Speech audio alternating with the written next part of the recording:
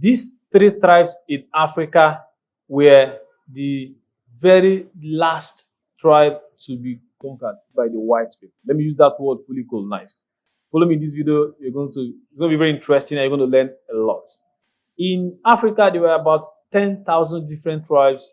They were actually grouped into 54 countries. That is the current number of countries we have in Africa. Now, before the coming of the white people, these tribes were living, some were together, some were a group of tribes together, some were separately. There are clusters of tribes in Africa. And like I said earlier, out of these 10,000, 3 of them had very, very, very rebellious attitude. They were very hard for the white people to actually control or curtail. And it took them a lot of time before they were actually controlled. And then I'll tell you about those 3 tribes. These 3 tribes are very similar and also different in their own ways. There are a lot of similarities and a lot of differences, but there is one outstanding similarity they have. There's one thing they have in a very outstanding way, that their rebellious nature. But that's not it. It led to something very significant that actually altered the history of the African politics. Now, those 2 tribes are, number one is the Dinka tribe of the Sudan. The second one is Igbo tribe of Nigeria, that's Eastern Nigeria. The third one is the Jola tribe of the Senegal, that is Southern Senegal. By now, you're getting a sense of this similarity among these 3. You can see they're all southern states. No, but that's just where it stops. There are a lot of, some of these tribes have a mixture of Muslim and Christian. Now, Sudan got independent 1st of February 1956. Now, followed by Senegal. Sudan actually got independent from partly Britain and Egypt. Senegal got independent August 20th, 1960. Nigeria later followed, like 2 months after that, around October 1st, 1960, to get their independence also. Now, as you know, Sudan is now divided into 2, Southern Sudan and Northern Sudan. And guess what? Do you know the majority of the tribes in Southern Sudan? The majority of the tribes in Southern Sudan are the Dinka tribe.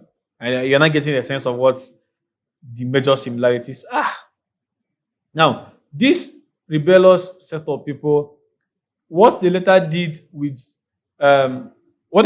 in the history were actually very predictable because of the kind of people they are. And let me start with the Dinka tribe. Now, the Dinka tribe later wanted an independence of their own, and they went into war for about 21 years. And in 2011, with the help of the US, UN, and they were divided into 2. So they fought for 21 years. It was a very bloody kind of civil war. And now let's move to Senegal.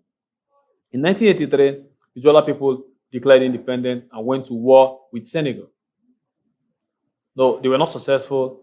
The government actually pushed back with the forces. But even till 2024, there are still rebel forces trying to actually seek from that side. Now let's get to Nigeria. When Nigeria got independent in 1960, became a republic in 1963. In 1967, Nigeria went to war. What happened? The Igbo tribe of the eastern Nigeria wanted their way out of the country. And they fought a very bloody civil war. The African most populous nation fought a bloody civil war for 3 years. It took about 1 million people's life. Now, what seemed to be a very rebellious nature of a people later turned out to be of something very significant that will shape the future of Africa. That is it. You can see the 3 tribes. Currently, it's only Sudan that have gotten their independence in all those ones. Southern Sudan is on their own. And now you get Nigeria. Currently, the Southeast is still pushing for independence after over 50 years. It's the same thing in the Southern Senegal. So you've seen the very, very significant traits among these people. Although, as I said earlier on, Now, who were the last to be conquered? Now, the Dinka tribe, that's the Southern Sudan tribe, gave the white people a lot of trouble.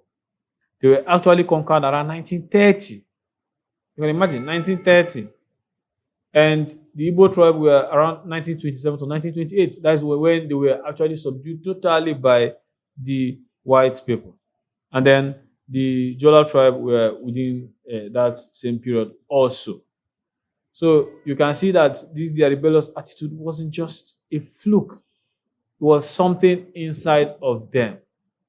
And then out of these 10 tribes, these were the only three that actually came last in their rebellious attitude, and then they also went into serious civil war with their country. That is the most significant similarity among the three of them.